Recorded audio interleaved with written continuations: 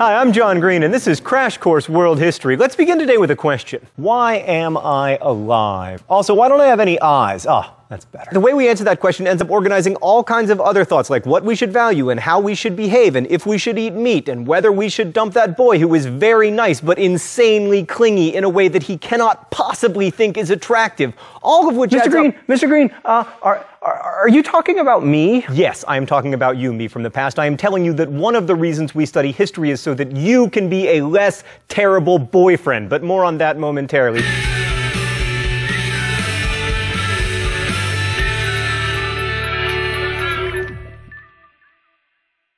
Today we're going to talk about civilizations, but in order to do that, we have to talk about talking about civilizations because it's a problematic word. So problematic, in fact, that I have to turn to camera 2 to discuss it. Certain conglomerations of humans are seen as civilizations, whereas, say, nomadic cultures generally aren't, unless you are, say it with me, the Mongols.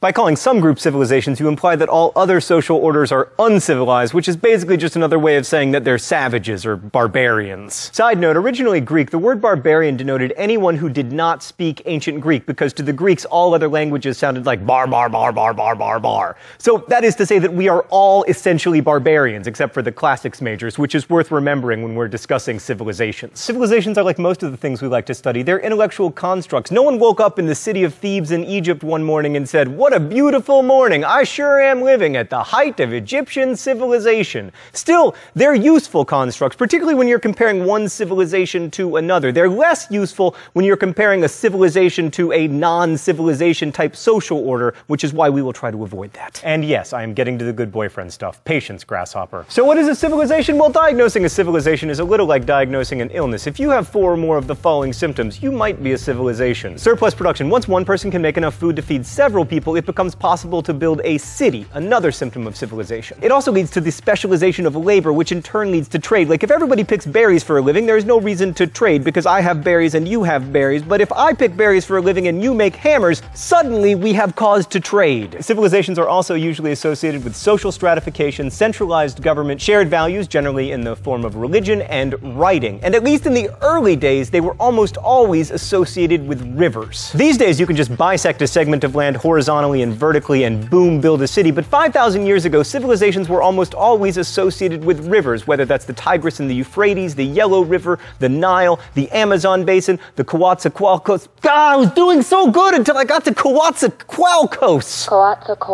Coatzacoalcos, maybe. Why river valleys? They're flat, they're well watered, and when they flood, they deposit nutrient-rich silt. We'll have more to say about most of these civilizations later, but let's talk about this guy, the Indus Valley civilization, because it's my all-time favorite. The Indus Valley civilization was located in the floodplain of the Indus and Sawardi rivers, and it was about the best place in the world to have an ancient civilization because the rivers flooded very reliably twice a year, which meant that it had the most available calories per acre of pretty much anywhere on the planet. We know the Indus Valley civilization flourished a long time ago, probably around 3000 BCE. Why is that question literally hanging over my head? But people of the Indus Valley were trading with Mesopotamians as early as 3500 BCE. We also know that it was the largest of the ancient civilizations. Archaeologists have discovered more than 1,500 sites. So what do we know about this civilization? Let's go to the thought bubble. Everything we know about the Indus Valley civilization comes from archaeology, because while they did use written language, we don't know how to read it, and no Rosetta Stone has thus far appeared to help us learn it. I meant the other Rosetta Stone thought bubble. Yeah.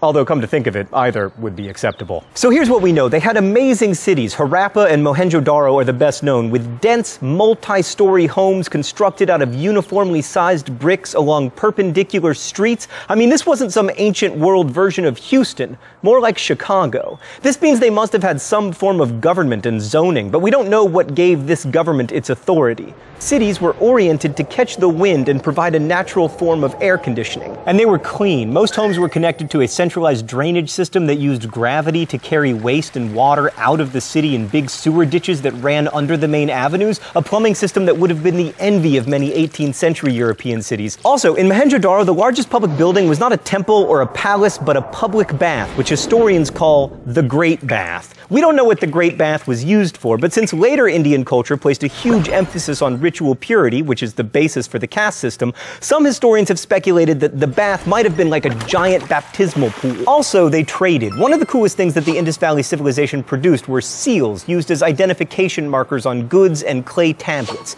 These seals contain the writing that we still can't decipher and a number of fantastic designs, many featuring animals and monsters. One of the most famous and frightening is of a man with what looks like water buffalo horns on his head, sitting cross-legged between a tiger and a bull. We don't know what's really going on here, but it's safe to say that this was a powerful dude because he seems to be able to control the tiger. How did these seals let us know that they traded? Well, because we found them in Mesopotamia, not the Indus Valley. Plus, archaeologists have found stuff like bronze in the Indus Valley that is not native to the region. So what did they trade? Cotton cloth. Still such a fascinating export, incidentally, that it will be the subject of the 40th and final video in this very series. But here's the most amazing thing about the Indus Valley people. They were peaceful. Despite archaeologists finding 1,500 sites, they have found very little evidence of warfare and almost no weapons. Thanks, Thought Bubble. Okay, before we talk about the fascinating demise of the Indus Valley civilization, it's time for the open letter. Magic! I wonder what the secret compartment has for me today. Oh, fancy clothes! I guess the secret compartment didn't think I was dressed up enough for the occasion. An open letter to historians. Dear historians, the Great Bath? Really? The Great Bath? I'm trying to make history fascinating and you give me a term that evokes scented candles, bath salts, and Frederick Fekkai hair products? I know sometimes the crushingly boring names of history aren't your fault. You didn't name the Federalist Papers or the Austro-Hungarian Empire or Adam Smith. But when you do get a chance to name something, you go with the Great Bath, not the epic bath of Mohenjo-Daro, or the bath to end all baths, or the pool that ruled, or the moist mystery of Mohenjo-Daro, or the wet wonder. The Great Bath? Really? You can do better. Best wishes, John Green. So what happened to these people? Well, here's what didn't happen to them. They didn't morph into the current residents of that area of the world, Hindu Indians or Muslim Pakistanis. Those people probably came from the Caucasus. Instead, sometime around 1750 BCE, the Indus Valley civilization declined until it faded into obscurity. Why?